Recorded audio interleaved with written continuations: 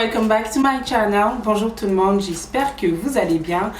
Si vous êtes nouveau sur cette chaîne, mon nom est Joséphane MK. Si vous n'êtes pas encore inscrit, abonné, si vous n'avez pas encore activé la petite cloche de notification, just do it right here. Alors donc aujourd'hui je vais répondre à toutes vos questions. Depuis le temps que je devais faire cette vidéo, enfin je la fais, donc je vais répondre à toutes vos questions. J'avoue que j'avais perdu comme les questions qu'on m'avait posées et tout, etc. Donc j'ai essayé de refouiller et je me rappelais aussi de quelques questions, donc je les ai toutes notées. Il y a des questions auxquelles je ne vais pas répondre parce que je pense que c'est des questions assez poussées, assez privées et tout, etc. Donc du coup voilà, mais je vais répondre quand même à la plupart des questions. So, let's go guys!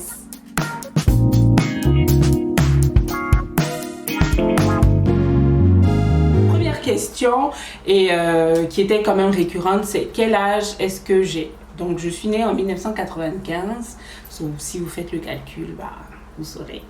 Second question, tu as combien de frères et sœurs? Bah, j'ai 3 frères et 2 sœurs. Am I right?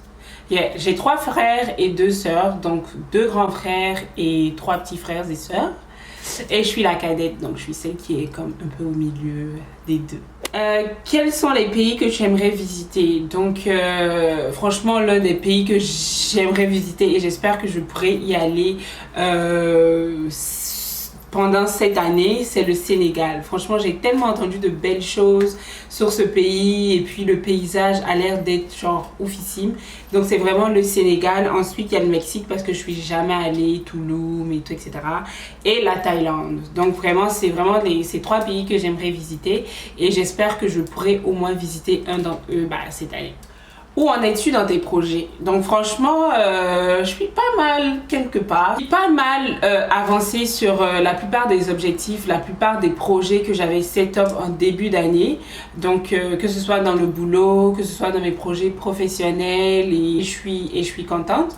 Mais c'est vrai qu'avec la période de la pandémie, il y a plein de choses qui sont compliquées à faire, mais on lâche pas. Et puis courage à toutes ces personnes qui ont un peu de struggle au fait avec tous leurs objectifs. Ne baissez pas les bras, ça va bien se passer.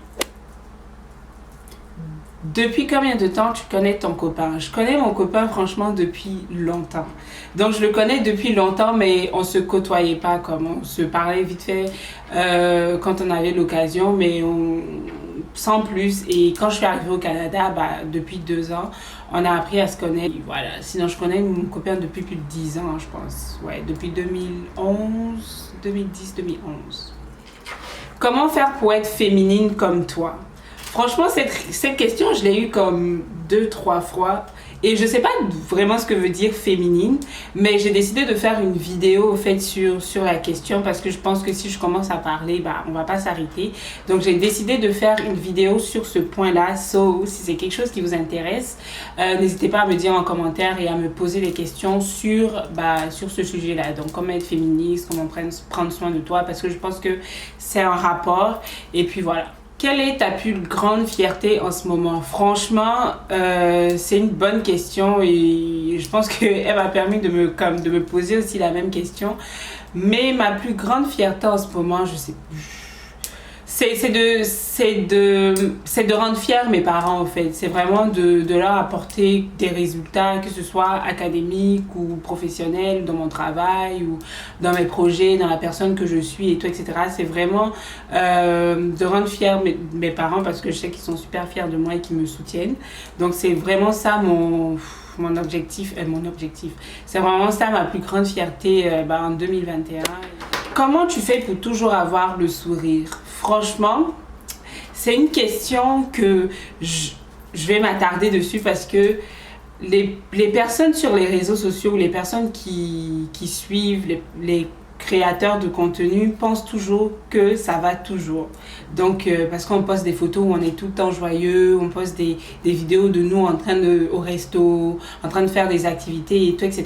Mais il faut que vous sachiez une chose, c'est que quand on décide d'être créateur de contenu ou d'apporter une certaine motivation, de certains conseils et tout, etc. aux personnes, on fait toujours de notre mieux pour garder la face au fait. On fait toujours de notre mieux pour montrer le positif anyways, parce que c'est ce qu'on veut apporter aux gens, c'est ce qu'on veut que les personnes retiennent, on veut motiver et tout, etc. Mais ça veut pas dire qu'on est toujours souriant, on est toujours content. Il y a les hauts, il y a les bas dans la vie, tout n'est pas toujours rose et chacun vient avec son lot de tristesse, de joie et tout, etc.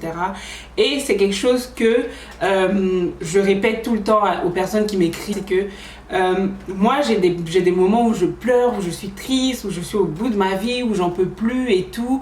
Et c'est à ce moment-là que vous allez remarquer que la plupart, en tout cas des créateurs de contenu, ils quittent les réseaux sociaux pendant un moment et tout, histoire de se ressourcer, de se reprendre. Mais c'est vraiment des périodes où on a vraiment des périodes où ça va pas, où on est triste et tout. Et si on décide de ne pas le partager, en tout cas moi pour ma part, c'est vraiment parce que j'ai créé mon Instagram et ma chaîne YouTube aussi pour envoyer des ondes positives, pour motiver les personnes, pour partager les expériences, qu'elles soient bonnes ou mauvaises. Et je pense que souvent c'est bien aussi de montrer quand on ne va pas bien et de montrer qu'on est dans des difficultés, que ce soit au travail, académique et tout, etc. Parce que ça prouve aux personnes que on est humain et qu'on ne partage pas que du fake, si je peux dire ça comme ça, ou on ne partage pas que les périodes qui sont bonnes dans nos vies, au fait, parce que la vie n'est pas tout le temps rose, la vie n'est pas tout le temps belle, mais on décide au fait de partager ou de montrer des choses positives parce que anyway, c'est ce qu'on veut apporter, c'est ce qu'on veut dégager de nos réseaux sociaux et de YouTube. Donc faites très très attention. La vie, elle a ses hauts, elle a ses bas et les personnes ne vous montreront que ce qu'ils ont envie de vous montrer. Ne vous basez pas sur ce que vous voyez sur les réseaux sociaux pour fixer vos objectifs ou pour envier. Ça va vous emmener nulle part. So, faites très très attention. Je garde pas toujours le sourire. Anyway, je suis quelqu'un qui aime beaucoup sourire même quand ça va pas. Mais sachez aussi que j'ai mes moments de tristesse, j'ai mes moments de down, je pleure et tout, etc.